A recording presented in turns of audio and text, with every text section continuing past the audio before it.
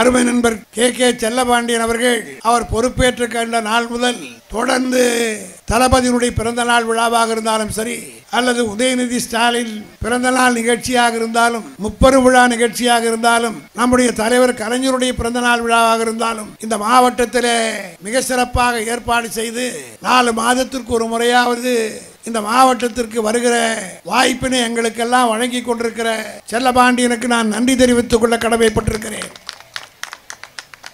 அவர் எப்படித்தான் இந்த கூட்டங்களை கூட்டுகிறார் என்று தெரியவில்லை. அதிலும் தாய்மார்களை ஆயிரக்கணக்கிலே கூட்டி வைத்து அவர்களை எல்லாம் உட்கார வைத்து விட்டு ஆண்களை எல்லாம் நிற்க வைத்திருக்கிறோம் என்று சொன்னார். இதற்காகத்தான் இந்த திராவிட இயக்கமே துவக்கப்பட்டது என்பதை நாம் அனைவரும் புரிந்து கொள்ள வேண்டும். தந்தை பெரியார் அவர்கள் எந்த ஒரு நாடு பெண்களை மதிக்கிறதோ அந்த நாடுதான் முன்னேற முடியும் என்று ஒரு 80 ஆண்டு காலத்திற்கு முன்னாலே சொன்னார். அதனுடைய வளர்ச்சி தான் இன்றைக்கு தமிழகம் வளர்ந்திருக்கிறது. தமிழகம் வளர்ச்சி பெற்ற மாநிலமாக இருக்கிறது என்று சொன்னால் அதற்கு காரணம் பெண்கள் இங்கே படித்தவர்களாக இருக்கிறார்கள். 142% பேர் இந்தியாவிலேயே தமிழ்நாட்டிலே தான் வேலைக்கு போகிறார்கள். மற்ற மாநிலத்திலே எல்லாம் தவறாக கருதக்கூடாது. பீகார், உத்தரப்பிரதேஷ், மத்திய பிரதேசம் போன்ற பகுதிகளில் எல்லாம் நீங்கள் எடுத்துக்கொள்வீர்கள். ஆனால் பெண்களை குழந்தை பிறப்பதற்கு மட்டும்தான் பயன்படுத்தலாம். இங்கே தமிழ்நாட்டில் நீங்கள் கேட்டால், நாங்கள்லாம் குழந்தையா இருக்கும் போது எங்களை பார்த்து கேட்பார்கள், நீங்கள் எத்தனை பேர் என்று கேட்டால் அப்பொழுது நாங்கள் சொல்லுவோம் 1/2 டசன். காரணம், என் கூட பிறந்தவங்களே 7 பேர். எனக்கு ஏறத்தாழ 80 வயதாகிறது. இன்றைக்கு இருக்கக்கூடிய தலைமுறைக்கு தெரியாது. ஒரு காலத்தில் தமிழ்நாட்டிலும் இப்படிதான் இருந்தது. எத்தனை பசங்கன்னு கேட்க சொன்னா 1 டசன், 3/4 டசன், 1/2 டசன், 1/4 டசன் ரொம்ப ரொம்ப கம்மி. டசன் எத்தனை தெரியுமா? 12. 3/4 டசன் என்றால் 9, 1/2 டசன் என்றால் 6, 1/4 டசன் என்றால் 3. இப்படிதான் கணக்கு சொல்லுவாங்க அந்த காலத்தில். ஆனால் திராவிட இயக்கம் உருவாகி தமிழ்நாட்டிலே திராவிட முன்னேற்ற கழகத்துடைய ஆட்சி பேரறிஞர் அண்ணாவுடைய தலைமையில் அமைக்கப்பட்டு ஏறத்தாழ இந்த 58 ஆண்டு காலத்தில் குடும்ப கட்டுப்பாட்டை அமுல்படுத்தி மிக சிறப்பாக இந்த மாநிலத்திலே பெண்களை உயர்த்திய இயக்கம்தான் திராவிட முன்னேற்ற கழகம் என்பதை பெண்கள் மறந்துவிடக்கூடாது. இங்கே பேசிய அத்தனை பேரும், சந்திரசேகர் உள்ளிட்ட அனைவரும் இந்த ஆட்சியிலே தளபதி மு.க. ஸ்டாலின் அவர்கள் பொறுப்பேற்றுக் கொண்ட நாள் முதல் ஒவ்வொரு திட்டத்தையும் தாய்மார்களுக்கு பயன்பெறக்கூடிய வகையில் அமைந்திருக்கிறது. இதை பார்த்து மோடியாலே தாங்கிக் கொள்ள முடியவில்லை. எந்தெந்த வகையிலே எல்லாம் தொல்லை கொடுக்க வேண்டுமோ அத்தனை வகையிலும் கொடுத்து கொண்டிருக்கிறார்கள். இங்கே கூட மிக சிறப்பாக கலைஞர் உரிமை திட்டத்தை பற்றி குறிப்பிட்டு சொன்னார்கள். இந்த திட்டத்தை பார்த்து தமிழ்நாட்டில் இருந்து நிதியமைச்சராக ஒரு அம்மா போயிருக்காங்க, நிர்மலா சீதாராமன்.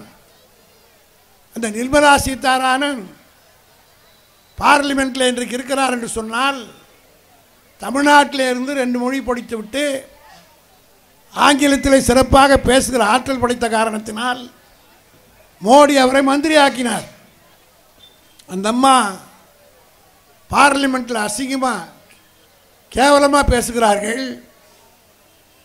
தமிழ் படித்தா தமிழ்நாட்டில் இருக்கிற மக்கள் திமுக காரனால கெட்டுட்டாங்க, எல்லாரும் தமிழ் இங்கிலீஷ் தான் படிக்கிறாங்க, தமிழ் படித்தா பிச்சை கூட எடுக்க முடியாதுன்னு நிர்மலா சீதாராமன் நம்மளை பார்த்து சொல்கிறான். ஆனால் தமிழ்நாட்டில் இருக்கிற நாம் யாரிடத்திலும் பிச்சை எடுக்கவில்லை. நாம் கொடுக்கிற வரி பணத்தை எடுத்து போய் தான் உத்தரப்பிரதேசத்துக்காரனுக்கு மோடி பிச்சை போடுகிறாரே தவிர கொடுக்கிற இடத்துல நாம் இருக்கிறோம். இதை புரிந்து கொள்ளாமல் மோடி அரசு, பிஜேபி மிக கேவலமாக நம்முடைய நாடாளுமன்ற குழு தலைவர் கனிமொழி அவர்கள் பாராளுமன்றத்தில் பேசுகிற போது இந்த 100 நாள் வேலை திட்டம் 4 மாசம் அவங்களுக்கு பணம் வரல. தலைவர் கலைஞர் தளபதி அவர்கள் மிக தெளிவாக கேட்டார், 4 மாதமாக எங்களுக்கு சேர வேண்டிய பணம் கொளுத்துகின்ற வெயிலிலே வேர்வை சிந்தி பணியாற்றி அந்த பெண்களுக்கு மகாத்மா காந்தி வேலைவாய்ப்பு திட்டத்தின் கீழ் தர வேண்டிய பணத்தை 4 மாதமாக நிறுத்திட்டாங்க. அது எவ்வளவுன்னு கேட்டால் இங்கே இருக்கிற பெண்கள்லாம் புரிஞ்சுக்கணும். 4034 கோடி உங்களுக்கு வர வேண்டிய பணம், நீங்கள் உழைத்ததற்கு கொடுக்க வேண்டிய சம்பளம், இதை கொடுக்க வேண்டியது மத்திய சர்க்கார். ஆனால் நிர்மலா சீதாராமன் பாராளுமன்றத்தில் நம்முடைய எம்பிக்கள் பேசினால் கிண்டலாக சிரிச்சுட்டு சொல்கிறாங்களாம், உங்கள் ஸ்டாலின் தான் 1000 ரூபா மாதம் கொடுக்குறாரு, எதுக்காக போய் எங்ககிட்ட வந்து இப்போ கேட்குறீங்கன்னு திமிராக பேசுகிறார்கள். இதற்கெல்லாம் என்ன காரணம் என்றால், தமிழ்நாட்டில் இருக்கிற பெண்கள் மிகவும் சிறப்பாக நிம்மதியாக வாழ்கிறார்கள். அதற்கு காரணம் நம்முடைய தலைவர் கலைஞர் அவர்கள். ஆட்சியில் இருந்த காலத்தில் பெண்களுக்கு முக்கியத்துவம் கொடுத்தார். இன்னும் சொல்லப்போனால் பெண்களுக்காக அவர் ஆற்றிருக்க பணி கொஞ்சம் நஞ்சம் இல்லை. ஒரு பராசக்தின்ற படத்தை எழுதினார். அந்த பராசக்தி படத்தில் ஒரு கல்யாணி என்ற வேடத்தை காட்டி உலகத்தில் இருக்கிற எல்லா ஆண்களும் கண்ணீர் சிந்தி, ஒரு பெண் என்பது எவ்வளோ முக்கியமானவள், அவள் வாழ்க்கையில் வாழ விடாமல் கைவிடப்பட்டால் அவர் படுகிற துன்பங்கள் என்ன என்பதை அவர் படித்து அந்த படத்திலே சுட்டி காட்டிய பிறகுதான் தமிழ்நாட்டிலேயே ஒரு விழிப்புணர்ச்சி ஆண்களுக்கு வந்தது. அதே போல் தாயில்லா பிள்ளை, பிள்ளையோ பிள்ளை, அதே போல் மனோகரா, இந்த போன்ற படங்களிலே எல்லாம் கலைஞர் எழுதிய வசனங்கள் முழுக்க முழுக்க கவிதை பித்தனுக்கு நன்றாக தெரியும். எல்லா கேரக்டரிலும் பெண்களை முன்னிறுத்தித்தான் தலைவர் எழுதினார். பூம்புகார் என்ற படத்தில் சிலப்பதிகாரத்தை விளக்குகிற வகையிலே நடிகை விஜயகுமாரி மூலமாக பெண்களுக்குரிய அந்த வீரத்தை சுட்டிக்காட்டிய தலைவர் தான் நம்முடைய தலைவர் கலைஞர் அவர்கள். அவர் சினிமாவிலே கதை வசனத்தை எழுதியதோடு நிற்கவில்லை. ஆட்சிக்கு பொறுப்புக்கு வந்தவுடன் ஒவ்வொன்றையும் அமுல்படுத்தினார். முதலில் ஆட்சிக்கு வந்தவுடன் 1969 அண்ணா மறைவுக்கு பிறகு ஆட்சிக்கு வந்தவுடனே என்ன செய்தார் தெரியுமா? பராசக்தி படத்தில் வருதில்ல கல்யாணி, இந்த கல்யாணி என்ற பெண், அவருடைய கணவன் விபத்திலே அடிபட்டு செத்து விடுகிறான். ஒரே ஒரு குழந்தை. அந்த குழந்தை வைத்துக்கொண்டு அந்த பெண் எவ்வளவு துன்பங்களை அனுபவித்தால், கோயிலே கூட அவளை விட்டு வைக்கவில்லை. இறுதியாக தற்கொலை செய்து கொள்ள விடுக்க போகிற அந்த காட்சியை படம் பிடித்து காட்டிய தலைவர் கலைஞர் அவர்கள் ஆட்சிக்கு வந்து உட்கார்ந்த உடனே முதல் இந்தியாவிலேயே ஒரு சட்டத்தை போட்டார். அரசாங்கத்தில் பணியாற்றுகிற ஊழியர்கள் இறந்து விட்டால் அவருடைய மனைவிக்கு குடும்பத்திற்கு 10,000 ரூபாய் என்று 50 ஆண்டுகளுக்கு முன்னாலே அறிவித்த தலைவர் தான் கலைஞர். அன்னைக்கு 10,000 அன்னைக்கு 10 லட்சம். இந்தியாவே பார்த்து பாராட்டியது. இனிமேல் தமிழ்நாட்டிலே இளம் விதவைகள், அரசாங்கத்தில் பணியாற்றக்கூடிய ஊழியருடைய மனைவிகள், ஏன்னா இதெல்லாம் இன்னைக்கு இருக்கக்கூடிய அரசு ஊழியர்கள் நினைக்கணும். இதோ இப்போ சில பேர் வேற மாதிரி பேசுகிறாங்க. அரசு ஊழியர்களுக்கு முதலில் வேலை வாய்ப்பு, அதாவது 10,000 ரூபாய் நிதியை அறிவித்தது கலைஞர். அது மட்டுமல்ல, கணவன் மறைந்து விட்டால் கம்பேஷனட் கிரவுண்டில் அப்பாயின்மெண்ட், அவர் மகளுக்கு அல்லது மனைவிக்கு வேலை கொடுக்கிற திட்டத்தையும் இந்தியாவிலேயே முதல் அறிமுகப்படுத்தியவர் கலைஞர் தான். இப்படி ஒன்றொன்றாக செய்து வந்தார். பல காரியங்களை செய்தார். ஆனால் அதற்கெல்லாம் கைமாறு அவர் எதிர்பார்க்கவில்லை. அவர் ஆட்சி விட்டு இறங்கிய போது 1976 இதெல்லாம் பெண்கள் புரிந்து கொள்ள வேண்டும் என்பதற்காக நான் சொல்லுகிறேன். எமர்ஜென்சி வந்தது. தலைவர் கலைஞர் ஆட்சியிலிருந்து இறக்கப்பட்டார். பல்வேறு துன்பங்களை அறிவித்தோம். எமர்ஜென்சி நேரத்தில் கலைஞரோடு தமிழ்நாடு பூராவிலும் அவரோடு சுற்றி வருகிற ஒரு வாய்ப்பை நான் பெற்றிருந்தேன்.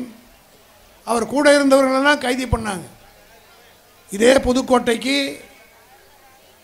அண்ணன் வீரையன் போன்றவர்களெல்லாம், காடுவெட்டு தியாகராயனை போன்றவர்களெல்லாம் சிறைச்சாலையில் இருக்கிற போது இதே புதுக்கோட்டையிலே கலைஞர் அவர்கள் அவரோடு வந்து நானும் புதுக்கோட்டையில் அன்றைக்கு பேசியிருக்கிறேன்.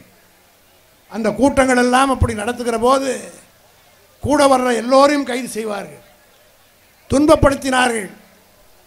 அந்த நேரத்தில் தான் அவருடைய பிறந்த நாள் ஜூன் மாதம் வருகிறது. முரசொலியிலே ஒரு கடிதம் எழுதுகிறார். அந்த கடிதத்தை சென்சார் அதிகாரிகள் அடித்து விட்டார்கள். கோபமடைந்த கலைஞர் ஒரு ஆர்ப்பாட்டத்தை, போராட்டத்தை அறிவிக்கிறார்.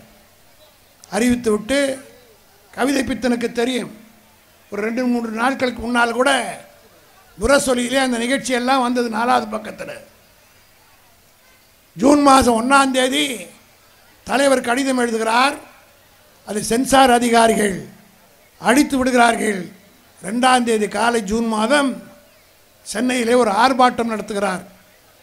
அண்ணா சிலைக்கு பக்கத்திலே கருப்பு சிவப்பு கொடியை கையிலே பிடித்து கொண்டு அவரோடு நாங்கள் எல்லாம் பக்கத்தில் நின்று ஆர்ப்பாட்டத்தில் ஈடுபட்ட போது காவல்துறை அதிகாரிகள் கலைஞரை கைது செய்கிறார்கள்.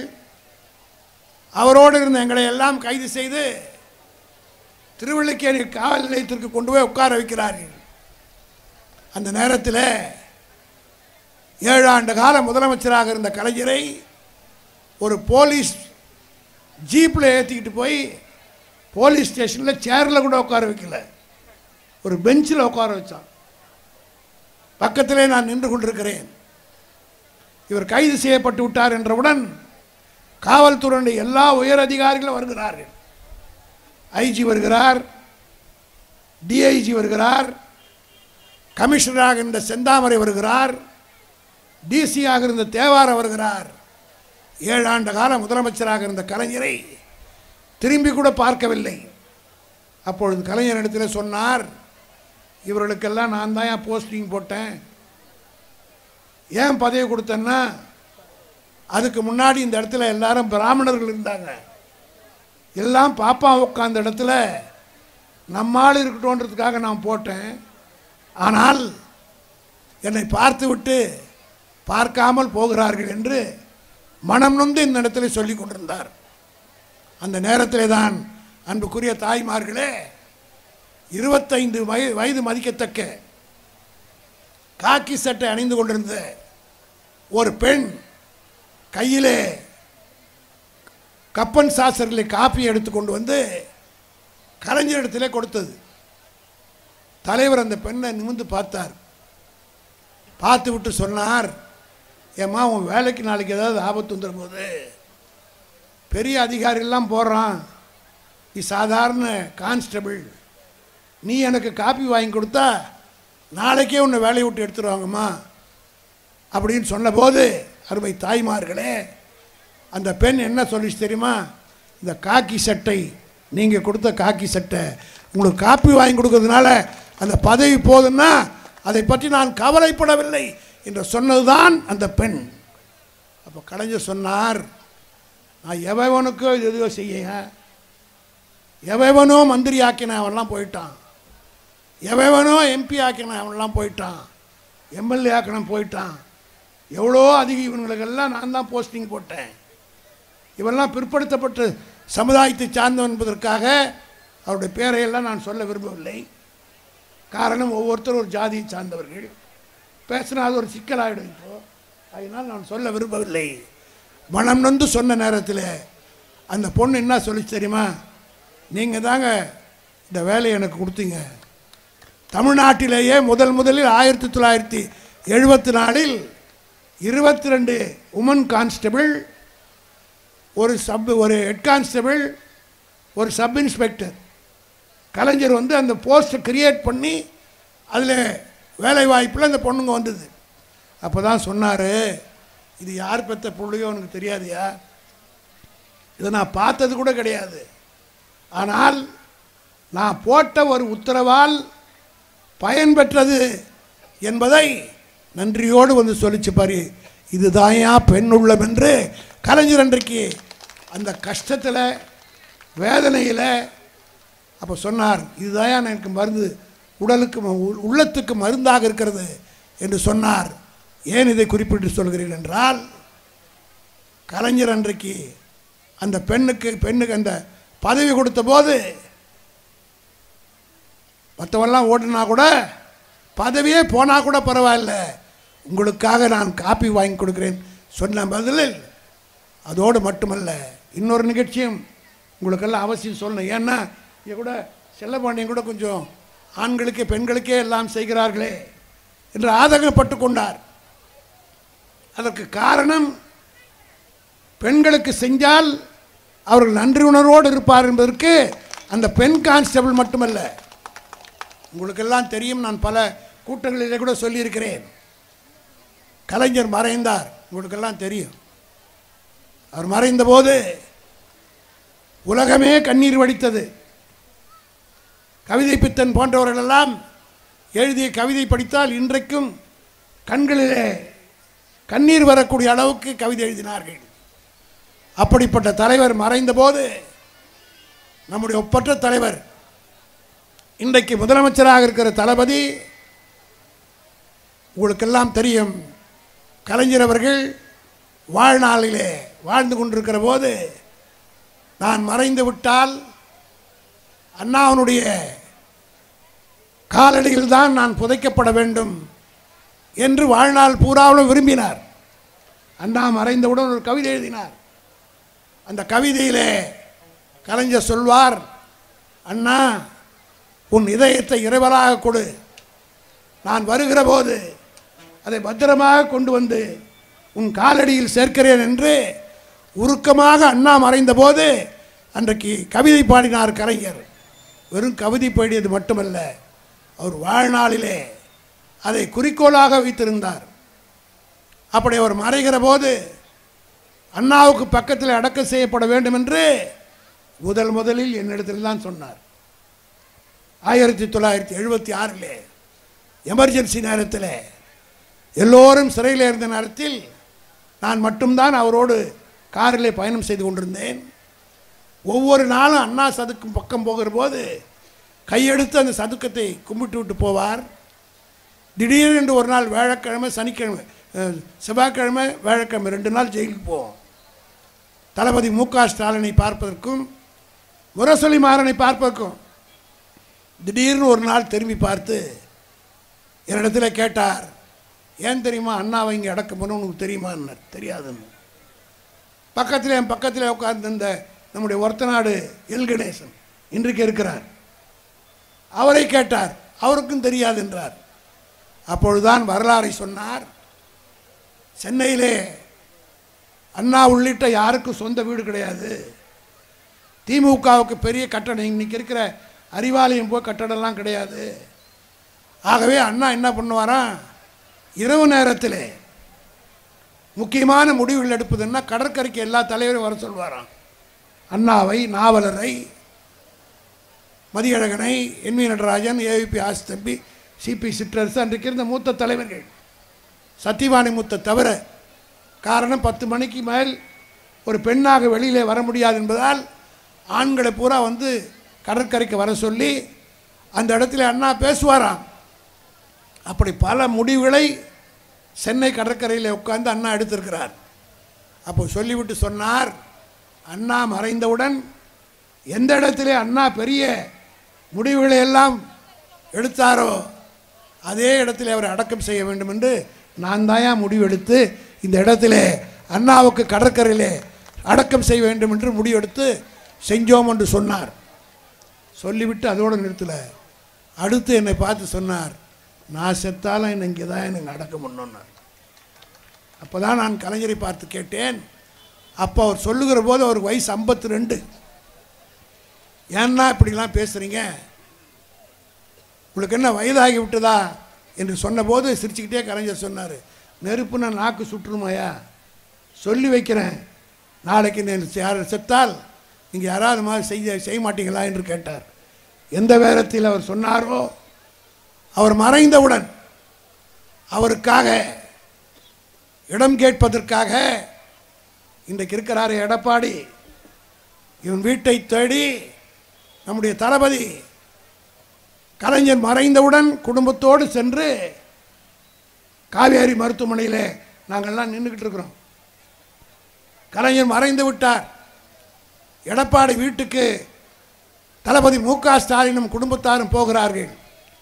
ஏன் போகிறீர்கள் என்று கேட்டபோது அவர் சொன்னார், கட்சி சார்பாக கேட்டால் கூட கொடுக்க மாட்டானுங்க, குடும்பத்தின் சார்பாக கலைஞருடைய பிள்ளை என்கிற முறையில் நாட்டின் முதலமைச்சர் நாற்காலியிலே உட்கார்ந்திருக்கிற எடப்பாடி இடத்தில் ஒரு 6 அடி இடம் கலைஞருக்காக கேட்க போகிறோம் என்று சொல்லிவிட்டு போனார்கள். இங்கே கூட எல்லோரும் பேசினாங்க. அன்றைக்கு இந்த எடப்பாடி யார்? இந்த எடப்பாடி எப்படி அவனுக்கு வாழ்வு வந்தது? சசிகலா அவனுடைய காலை நக்கி காலை பிடித்து பதவிப்படுத்து அல்பைக்கு வாழ்வு வந்தால் அர்த்தராத்திரியில் கொடைபிடிப்பதை போல முதலமைச்சராக உட்கார்ந்திருந்த எடப்பாடியை போய் கேட்டா, தளபதி கேட்டபோது 6 அடி இடம் கொடுக்க முடியாதுன்னு சொன்னான். யாருக்கு? 80 ஆண்டு காலம் இந்த நாட்டுக்கு உழைத்து 5 முறை முதலமைச்சராக பதவி வகித்து காமராஜர், ராஜாஜி எல்லா தலைவர்களுக்கும், ஏன் எம்ஜிஆருக்கு சமாதியை பரிபாலனை செய்தவரே நம்முடைய தலைவர் கலைஞர் தான். இதெல்லாம் அதிமுக காரன் மறந்துடக்கூடாது. எம்ஜிஆர் செத்த போது 2 பேருமே விட்டானுங்க, ஜேன்னு அடிச்சுக்கிட்டானுங்க. எம்ஜிஆரை போய் அடக்கம் பண்ணாங்களே ஒழிய அந்த பக்கமே திரும்பி பார்க்கல யாரும். 89 கலைஞர் ஆட்சிக்கு வந்தவுடனே தான் தன்னுடைய 40 ஆண்டு கால நண்பர் எம்ஜிஆர் என்பதற்காக, இன்றைக்கு சட்டமன்றத்தில் குறிப்பு இருக்கிறது, கவிதை பித்தன் போன்றவர்கள்லாம் சட்டசபையில் இருந்தாங்க. ஆட்சியில் உட்கார்ந்தவுடன் அனாதையாக கிடந்த அந்த இடத்தை 45 லட்சம் ரூபாய் செலவு செய்து எம்ஜிஆருக்கே சமாதி கட்டிய தலைவன் தான் கலைஞர். அவருக்கு இடம் இல்லைன்ட்டான். காமராஜருக்கு மண்டபம் கட்டினார். அப்போ அவர் மறைந்த போது நாடே அழுதது. கொட்டுகிற மழை 75. பல பேருக்கு இதெல்லாம் தெரியாது. அன்றைக்கு தலையிலே முண்டாசு கட்டி கொண்டு காமராஜருக்கு அடக்கம் செய்து விட்டு அன்றைக்கு காங்கிரஸ்காரெல்லாம் என்ன சொன்னா தெரியுமா? காமராஜருக்கு கொல்லி வைக்க மகன் இல்லை என்ற குறையை கருணாநிதி தீர்த்து வைத்தார் என்றால் நீங்கள் பாராட்டினாங்க. அந்த கலைஞர் அந்த காமராஜருக்கு மணிமண்டபத்தை கட்டினார், ராஜாஜிக்கு மணிமண்டபம் கட்டினார், எம்ஜிஆருக்கு நினைவு மண்டபத்தை கட்டினார். இப்போ இருக்கிற ஜெயலலிதாவுடைய சிலைக்கு நாம தான் பராமரிச்சிருக்கணும், இதை மறந்து விடக்கூடாது. ஆனால் அப்படிப்பட்ட ஒரு தலைவனுக்கு 6 அடி இடம் கொடுக்க முடியாது என்று மறுத்தவன் தான் இந்த எடப்பாடி. அதனால தான் நீங்கள் 4 முள்ள ரோடில் நிற்கிறான், 4ஆ பிரிஞ்சு நிற்கிறான். அன்றைக்கு இந்த கட்சியினுடைய தொண்டன் இங்கே சொன்னாரே கவிதை புத்தன், இன்னன்னாருடைய பிள்ளைகள் எல்லாம் இந்த மேடையில் இருக்கிறார் என்று, அவர்களெல்லாம் அன்றைக்கு கதறி அழுது ஒரு பிடி மண் எடுத்து சாபமிட்டான். அதுதான் அதிமுக விளங்கவில்லை, 4 கூறாக இன்றைக்கு பிரிந்திருக்கிறது. அமித்ஷா காலில் விடறான், சசிகலா காலில் விடறான். இதற்கெல்லாம் காரணம் என்ன? எங்களுக்கு நீ செய்த துரோகம், கலைஞருக்கு இடம் கொடுக்க முடியாது என்று பதைக்க பதைக்க சொன்னார்கள். தலைவர் அவர்கள் உடனடியாக இங்கே எல்லோரும் என்னை பற்றி நான் வழக்கு போட்டேன், ஜெயிலுக்கு அனுப்பினேன்னா சொன்னாங்க. என் வாழ்நாளில் நான் எத்தனை வழக்கில் வெற்றி பெற்றேனோ இல்லையோ அதை பற்றி கவலை இல்லை. நான் சாகிற வரை நான் எந்த பதவியில் இருக்க வேண்டும் என்று ஆசைப்படவில்லை. என் தானை தலைவன் கலைஞர் அவர்கள் எந்த நேரத்தில் அவருக்கு கடற்கரையிலே அண்ணாவுக்கு பக்கத்தில் இடம் வேண்டும் என்று கேட்டாரோ அந்த இடம் கிடைப்பதற்கு நானே நீதிமன்றத்துக்கு சென்று வழக்கு போட்டு இரவெல்லாம் கண் விழித்து அந்த வழக்கை நடத்தினோம். ஏன் இதை குறிப்பிட்டு சொல்கிறேன்னா, அன்றைக்கு கலைஞருக்கு நாங்கள் வாதாடினது ஒரு பக்கம் இருக்கலாம், பல பேருக்கு தெரியாது. ஏன்னா பத்திரிகையில் வரல. 11 மணிக்கு நீதிபதி சொல்கிறார், நான் வழக்கை விசாரிக்கிறேன், ஆனால் கோர்ட்டுக்கு போய் நீங்கள் வழக்கறிஞர்களுக்கெல்லாம் தெரியும், ஒரு வழக்கை விசாரிப்பதுன்னா நம்பர் பண்ணணும். ஹைகோர்ட்டில் போய் நம்பர் பண்ணிட்டு வா அப்படின்னு சொன்னார். ஓடி போய் பார்த்தால் அன்றைக்கு அண்ணன் கலைஞர் மறைந்த நேரத்தில் சென்னையே மயான அமைதியாக இருக்குது, யாரும் எங்கே நடமாட்ட முடியவில்லை. அங்கே போய் விசாரித்த போது அந்த நம்பரிங் கிளார்க்கு ஒரு பெண், அந்த அம்மையார் மண்ணடியில் இருக்கிறார். அந்த அம்மையார் வீட்டுக்கு கண்டுபிடிச்சி போய் கதவை தட்டின. எத்தனை மணி? இரவு 11:30 மணி. மயான அமைதி, ஒரு ஆள் நடமாட்டம் இல்லை. அந்த அம்மையாருடைய வீட்டு கதவை தட்டியவுடன் எங்களை பார்த்து ஏன் இந்த நேரத்தில் வந்தீர்கள் என்று கேட்டபோது அவர் காலை பிடிக்காத குறையாக நான் சொன்னோம், நீ மனது வைத்தால்தான் அம்மா எங்கள் தலைவருக்கு இடம் கிடைக்கும், இந்த வழக்கை நடத்துவதற்கு நம்பர் பண்ணி கொடுக்க வேண்டும் என்று கேட்டபோது இப்பொழுது நினைத்தா கூட என் உடம்பெல்லாம் புல்லரிக்கிறது. அந்த பெண்மணி நைட்டு ட்ரெஸ்ஸில் இருந்தது.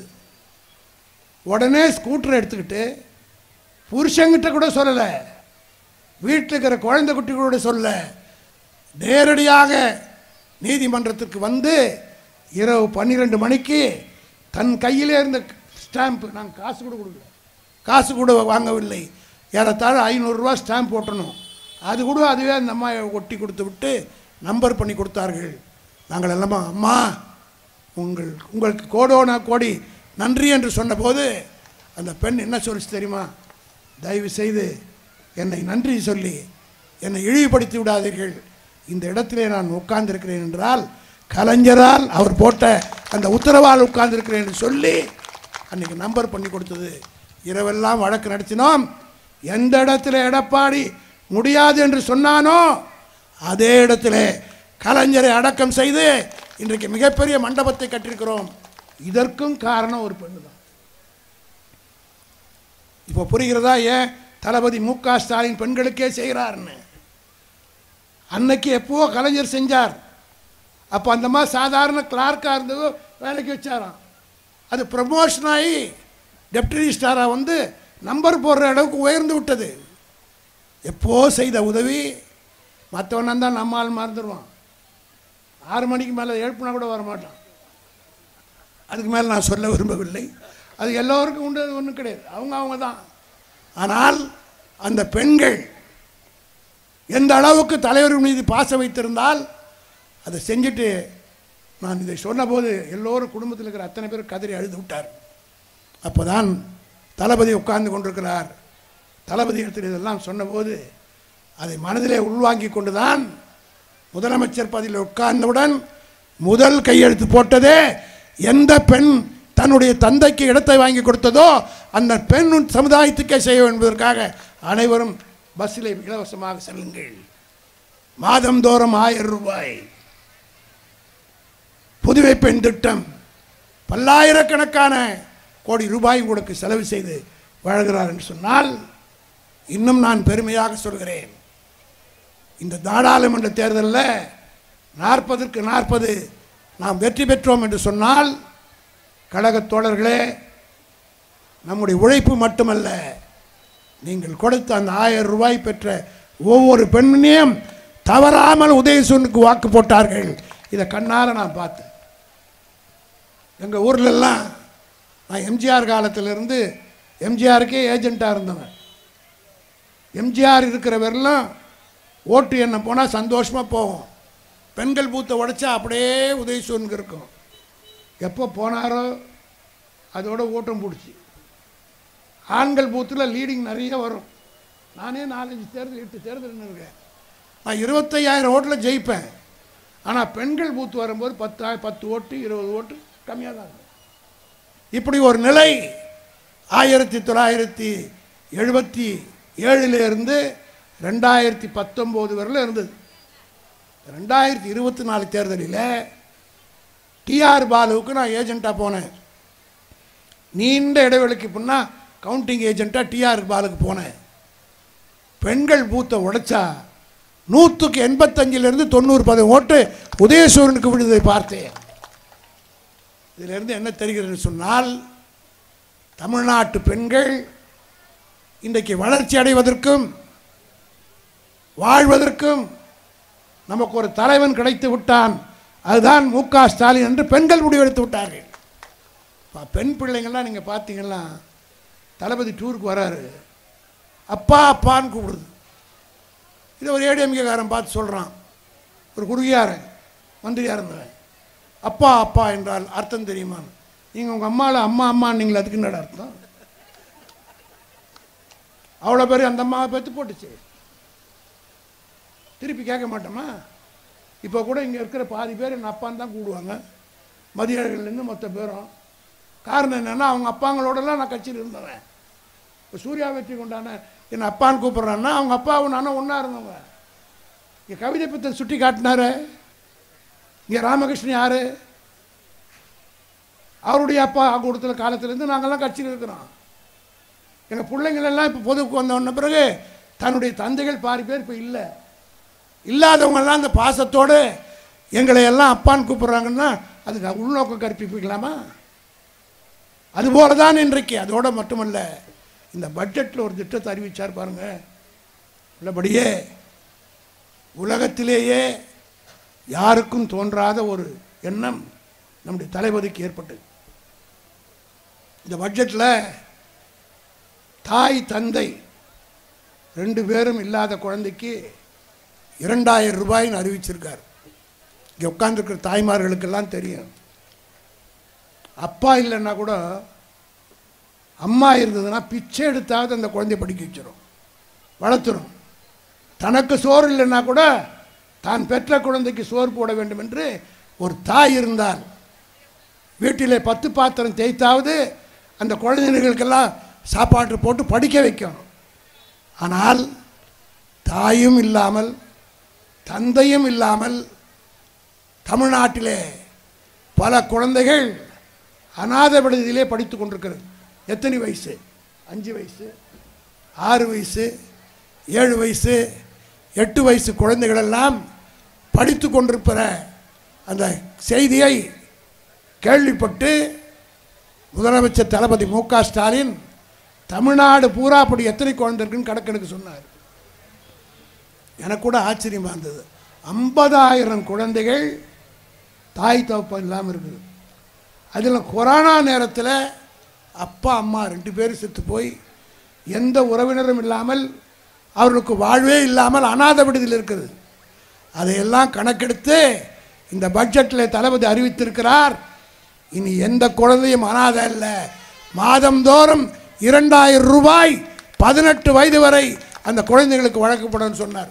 அந்த குழந்தை பெருசாச்சுன்னா யார் அப்பான்னு கூப்பிடும்? தளபதி மு.க. ஸ்டாலின் தானே கூப்பிடும். காரணம் அப்பாவையும் பார்க்கல, அம்மாவையும் பார்க்கல. மு.க. ஸ்டாலின் கொடுத்த 2000 ரூபாயில் தானே படித்து நான் வந்தேன் என்று சொல்லுகிற போது அதுதான் இந்த கட்சியை வாழ்த்தும். இதை புரிந்து கொள்ளாமல் எங்களை தாக்கி பேசுகிறார்கள். எவனோ சவால் விடுறான், நேரம் இல்லை. இங்கே கவிதை பித்தன் மிக அழகாக சொன்னார். திராவிட முன்னேற்ற கழகம் 75 ஆண்டு காலம். எவனவனோ இந்த கட்சி அழிக்க வேண்டும் என்று புறப்பட்டவனெல்லாம் இடம் தெரியாமல் போய்விட்டார்கள். சக்கரவர்த்தி ராஜகோபாலாச்சாரி திமுகவை மூட்டு பூசி நசுக்குவது போல் நசுக்குவேன்னார்.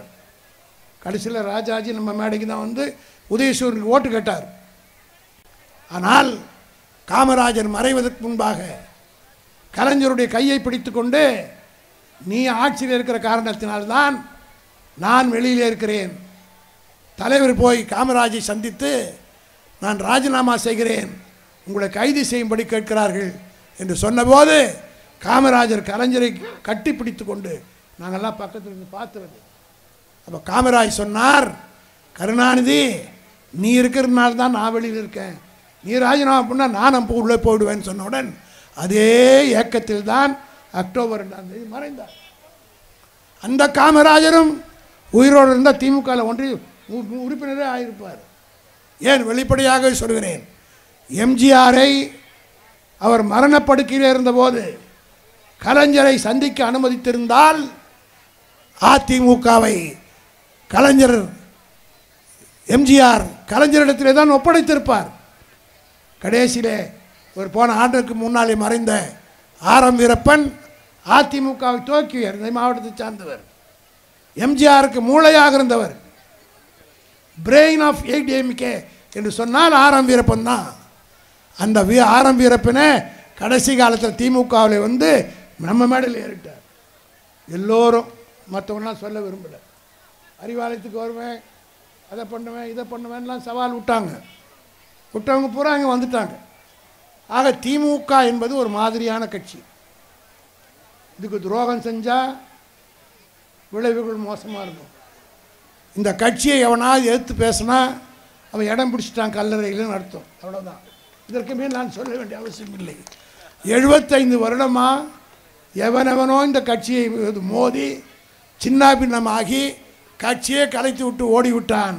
நேற்று முளைத்த ஒரு காளான் 17 மாதம் கூட ஆகலை.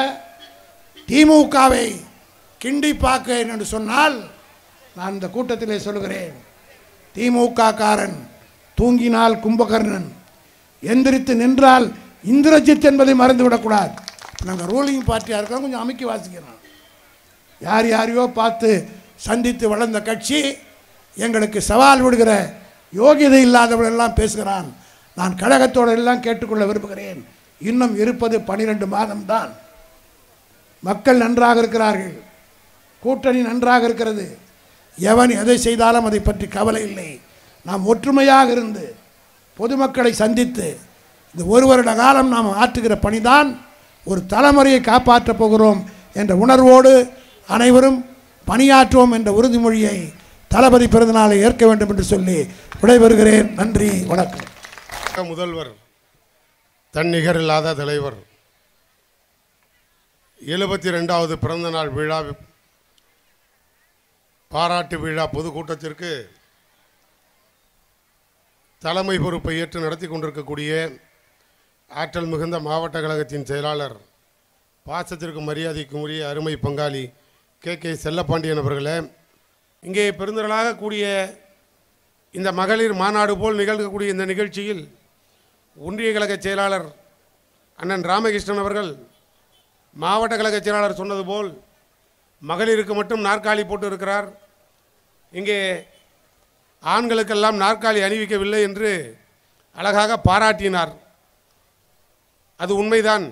காரணம், இன்றைக்கு தமிழக முதல்வர் கூட மதிக்கக்கூடிய இடத்தில், சலுகையில் செய்யக்கூடிய இடத்தில் தமிழக மக்களுக்கு பெண்கள்தான் இயற்கையாக ஒரு குடும்ப தலைவி, நாட்டையும் வீட்டையும் காப்பாற்றக்கூடிய குலவிளக்கு என்று கருதி பெண்களுக்கு அவ்வளவு முக்கியத்துவம் கொடுத்த காரணத்தினால் அண்ணன் ராமகிருஷ்ணன் அவர்களும் இன்றைக்கு இந்த நிகழ்ச்சியில் உங்களுக்கு இவ்வளவு பெரிய மகிழ்ச்சியும் வரவேற்பும் கொடுத்திருக்கிறார்.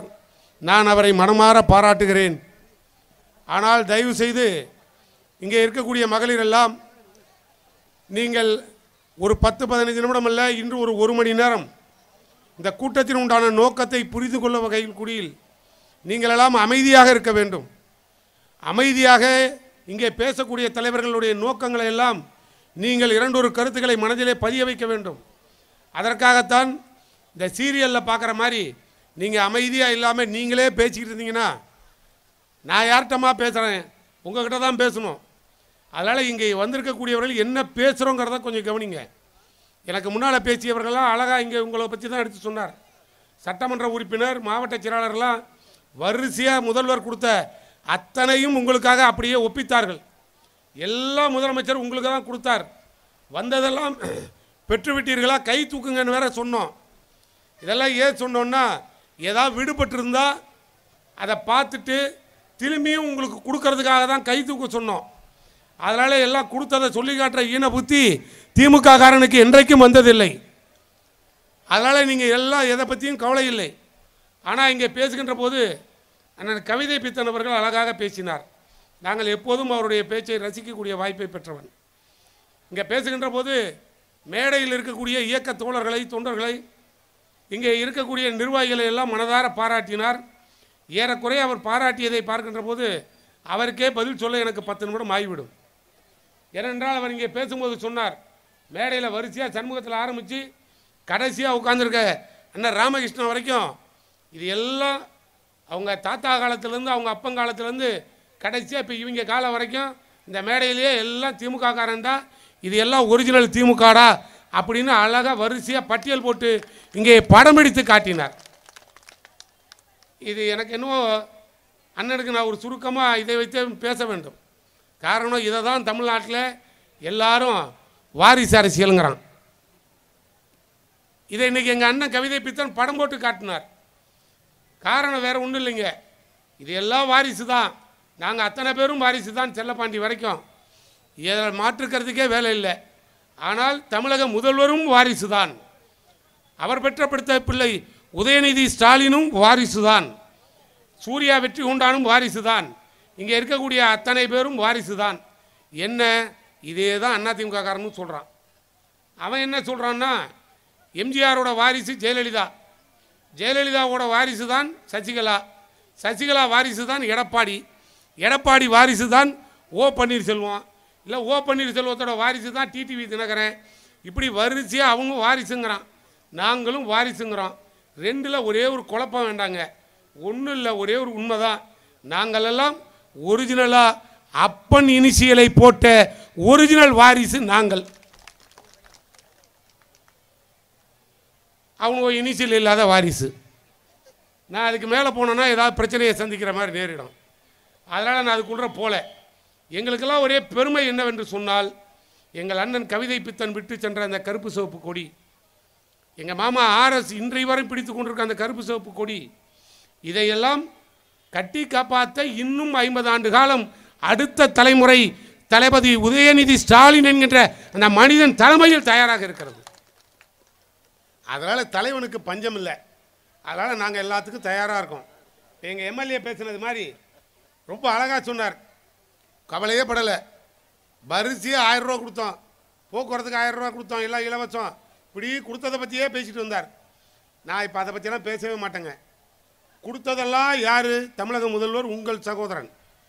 ஆனால் இப்போ கொடுத்ததெல்லாம் நிலைச்சி பர்மனெண்ட்டாக கொடுக்கணுமா, அல்லது அதை நிறுத்தக்கூடிய அந்த அயோக்கியன் யார் என்பதை அடையாளப்படுத்துவதற்கு தான் இந்த மேடையை நான் பயன்படுத்த வேண்டும். இப்போ எல்லாத்தையும் உங்களுக்கு கொடுத்துக்கிட்டே இருந்தோம். ஆனால் 2 நாளைக்கு முன்னால் ஒரு பெரிய போராட்டம் அறிவிச்சிங்க. அது என்ன போராட்டம்? வேறு ஒன்றும் இல்லை, இதே தாய்மார்கள் எல்லாம் இந்த பகுதியில் இருக்க எல்லாரும் 100 நாள் வேலைவாய்ப்பு திட்டம்.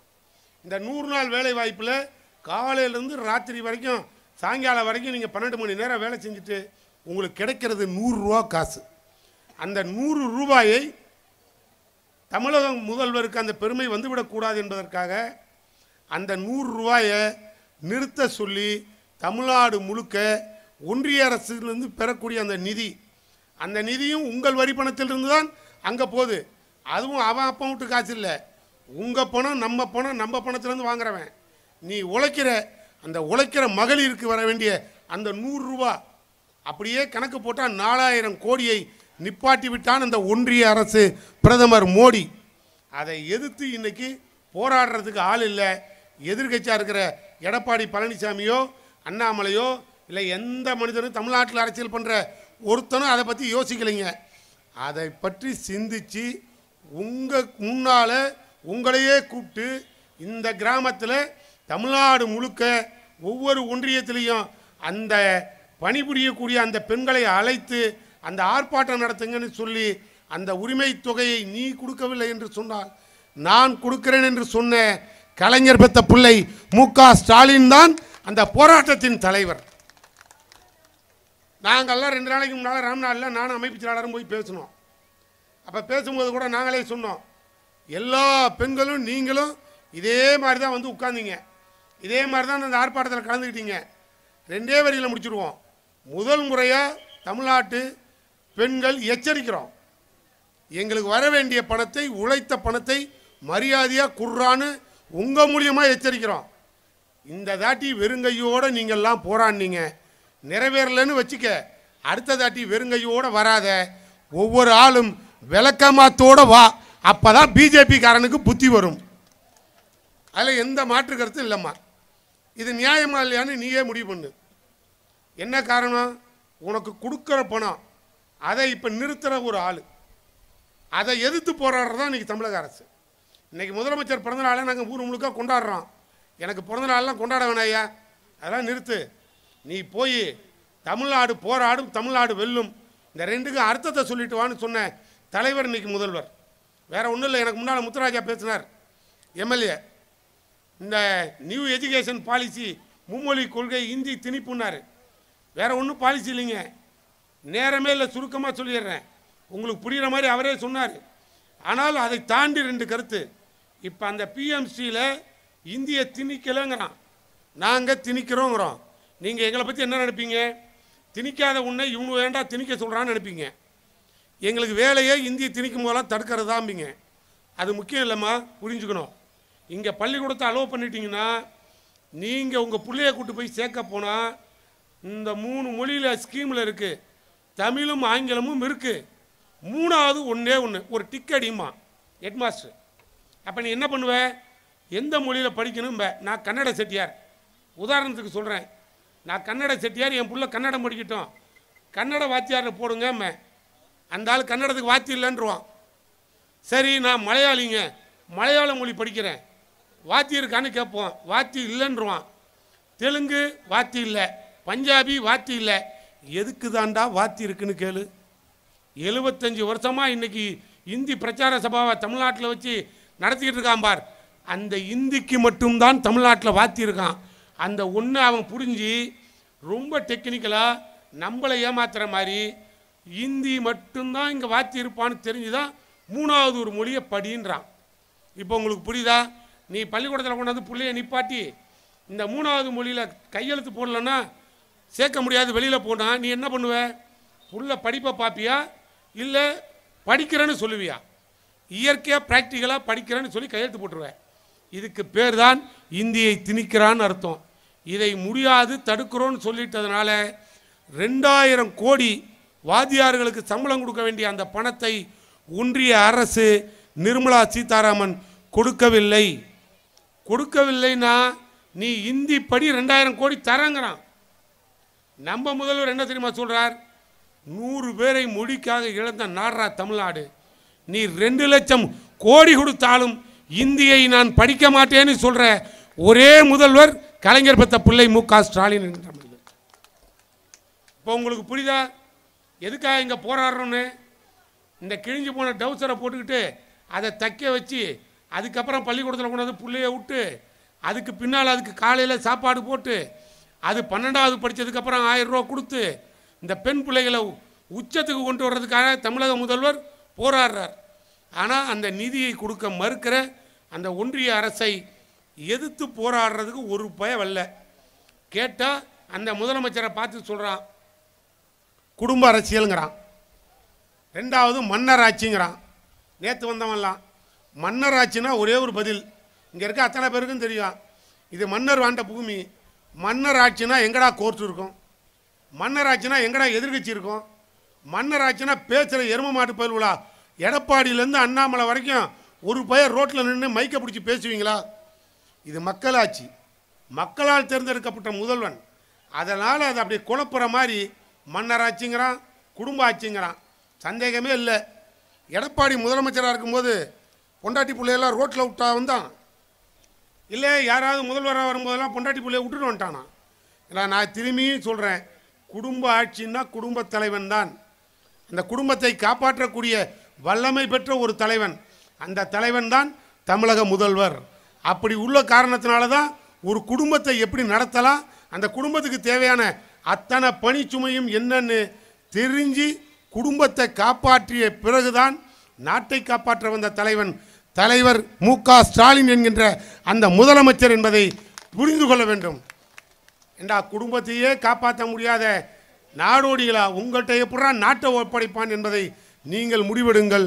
2026 ஆள வேண்டிய தலைவன், இங்கே கிடைக்க வேண்டிய அத்தனை சலுகைகளும் தொடர்ந்து கிடைக்கணும்னா நீங்கள் ஆதரிக்க வேண்டியவர் தமிழக முதல்வர், நிரந்தர முதல்வராக வீட்டிருக்க வேண்டும் என்று சொல்லி விடைபெறுகிறேன். நன்றி, வணக்கம். எழுச்சியோடு நம்முடைய அருமை அண்ணன் கவிச்சுடர் அவர்கள் சொன்னதைப் போல இது பொதுக்கூட்டமா அல்லது மாவட்ட அளவில் நடைபெறுகிற பெண்கள் மாநாடா என்று சொல்லத்தக்க வகையில் எழுச்சியோடு சிறப்பாக நடைபெற்று கொண்டுள்ள மாண்புமிகு தமிழ்நாடு முதலமைச்சர் தலைவர் தளபதி அவர்களின் 72ஆம் ஆண்டு பிறந்த நாளை முன்னிட்டு புதுக்கோட்டை தெற்கு ஒன்றிய கழகத்தின் சார்பில் நம்முடைய மாண்புமிகு கழகத் தலைவர் தமிழ்நாடு முதலமைச்சர் தலைவர் தளபதி அவர்களது பிறந்த நாள் யாருக்கு பிறந்த நாளை கொண்டாடி கொண்டுள்ளோம் என்பதை நாங்களெல்லாம் சொல்லி தெரிய வேண்டியதில்லை. ஒரு செயல் மட்டும் நம்முடைய ராமகிருஷ்ணன் தெளிவாக உணர்த்தியுள்ளார். இங்கே இந்த ஆட்சியில் ஆண்களுக்கு இடமில்லை, பெண்களுக்கு மட்டும்தான் இடம் உண்டு என்பதை தெளிவாக இந்த உங்களுக்கெல்லாம் சேர் போட்டிருக்காரு, எங்கள் ஆளுகெல்லாம் நின்றுட்டு இருக்காங்க. ஆக இது மட்டுமே போதும். இந்த ஆட்சி தலைவர் தளபதியின் ஆட்சி, பெண்களுக்கான ஆட்சி என்பதை உணர்த்தியுள்ள நம்முடைய ராமகிருஷ்ணன் அவர்கள் கொஞ்சம் ஆம்பளை ஆளுகளையும் பார்த்துக்கணும். நான் வந்தோடனே சொன்னேன், ஆம்பளைகளுக்கெல்லாம் சேர் இல்லையா ஒன்று என் பொண்ணு கேட்டேன். ஆக அப்படிப்பட்ட ஆட்சியில்தான் நம்முடைய சட்டமன்ற உறுப்பினர் சொன்னதை போல ஆட்சிக்கு வந்தவுடன் பஸ்ஸு உங்களூட்டாச்சு, பஸ்ஸுலேயும் எங்களுக்கு இடம் இல்லை. இப்போ போனீங்கன்னா பஸ்ஸுக்கெல்லாம் உரிமையாளர்கள் ஓனர் நீங்கள் தான். கையை தூக்குனா உடனே எஸ், நாங்கள்லாம் எந்திரிச்சு நிற்க வேண்டிய ஒரு கட்டாயம். ஆக உத்தரவு போட்ட முதலமைச்சர் தலைவர் தளபதி, அதை நீங்கள் உணர்ந்துக்கணும். அது மட்டுமல்லாமல் நம்முடைய மாண்புமிகு தலைவர் தளபதி அவர்கள் ஆட்சிக்கு வந்தால் இந்த தமிழ்நாட்டு பெண்களுக்கு, தகுதியுள்ள பெண்களுக்கு மாதம் 1000 ரூபாயை உரிமை தொகையாக வழங்குவேன் என்று சொன்ன தலைவர் வழங்கினாரா இல்லையா? கிட்டத்தட்ட 1,15,00,000 பெண்களுக்கு மாதம் 1000 ரூபாயை வழங்கிய தலைவருக்கு தான் நாம் பிறந்த நாளை கொண்டாடி கொண்டுள்ளோம். வாங்கினவங்களாம் கை தூக்குமா, வாங்காதவங்களே இருக்க முடியாது. ஆக அப்படிப்பட்ட தலைவர், நம்முடைய உயிரினும் மேலான அன்பு தலைவர், நம்முடைய முதலமைச்சர் தலைவர் தளபதி அவர்கள் ஆட்சியில் எண்ணற்ற திட்டங்கள் நம்முடைய பகுதிக்கு, நம்முடைய பட்ஜெட்டில் நம்முடைய ஆதனாக்கோட்டையையும் குணண்டார் கோயிலையும் வத்தனாக்கோட்டையும் இணைக்கும் பகுதியில் கிட்டத்தட்ட 15,000 பேர் வேலைவாய்ப்பு கிடைக்கும் வகையில் சிப்காட் தொழிற்சாலையை அமைத்து தந்துள்ள தலைவர் நம்முடைய தமிழ்நாடு முதலமைச்சர் தலைவர் தளபதி அவர்கள் என்பதை நினைவில் கொள்ள வேண்டும். அதுபோல அடிப்படை கட்டமைப்பு வசதிகளை செய்து கொடுத்துள்ளார்கள். இங்கே டென்டல் காலேஜ், பல் மருத்துவக் கல்லூரி நம்முடைய ஆட்சியில் தான் கொண்டு வந்துச்சு. விஜயபாஸ்கர் நகரத்தில் இருக்க மருத்துவமனையை மூணார். நாங்கள் புதுக்கோட்டையிலேருந்து ஆதனாக்கோட்டைக்கு போகிற வழியில் அண்ணன் மாசு அவர்களிடம் நானும் நம்முடைய சட்டமன்ற உறுப்பினரும் வேண்டுகோள் வைத்தோம். அங்கே நகர் பகுதியில் இருக்க மெடிக்கல் அந்த அரசு மருத்துவமனை இயங்கவில்லை. அங்கே தளபதி போய் பார்த்தப்ப டாக்டர் இல்லை, எந்த வசதியும் இல்லை. தளபதி ஒரு உத்தரவாதத்தை கொடுத்தார். எனவே அதைப்படி அந்த மருத்துவமனை இயங்க வேண்டும் என்று நம்முடைய அண்ணன் மாசு அவர்களிடம் கேட்டபோது இந்த இடத்துல சொல்லியிருப்பானேமா, ஆதனாக்கோட்டைக்குள்ளே உள்ளே போகையிலேயே மீண்டும் நம்முடைய நகர்ப்புறத்தில் இருந்த அரசு மருத்துவமனை இயங்கும் என்ற அறிவிப்பை டிவியில் ஓடிட்டுருக்கு. இதுதான் திராவிட முன்னேற்ற கழக ஆட்சி. கிட்டத்தட்ட ஒரு 10 நிமிஷத்தில் நாங்கள் வச்ச கோரிக்கையை நம்முடைய மாண்புமிகு அமைச்சர் அவர்கள் செய்து கொடுத்தார்கள். எனவே விஜயபாஸ்கர் நம்முடைய மாவட்டத்திற்கு எந்த சாதனையும் திட்டங்களையும் செய்யவில்லை. ஆனால் கடந்த 4 ஆண்டுகளில் நம்முடைய மாவட்டத்திற்கு தேவையான அத்தனை திட்டங்களையும் தந்த ஆட்சி தான் நம்முடைய திராவிட முன்னேற்ற கழகத்தின் திராவிட மாடல் ஆட்சி. அதன் முதலமைச்சருக்கு தான், நம்முடைய தலைவர் தளபதிக்கு தான் இன்றைக்கு பிறந்த நாள். அவர் இன்னும் பல்லாண்டு காலம் வாழ வேண்டும் என்று உங்கள் கரவொலியோடு அவர் வாழ வேண்டும் என்று எல்லாம் கைதட்டலாம், நல்லா கைதட்டலாம். எனவே அவர் வாழ வேண்டும் என்று வாழ்த்தி தந்த வாய்ப்புக்கு நன்றியை சொல்லி வணங்கி விடைபெறுகிறேன். நன்றி, வணக்கம். புதுக்கோட்டை வடக்கு மாவட்ட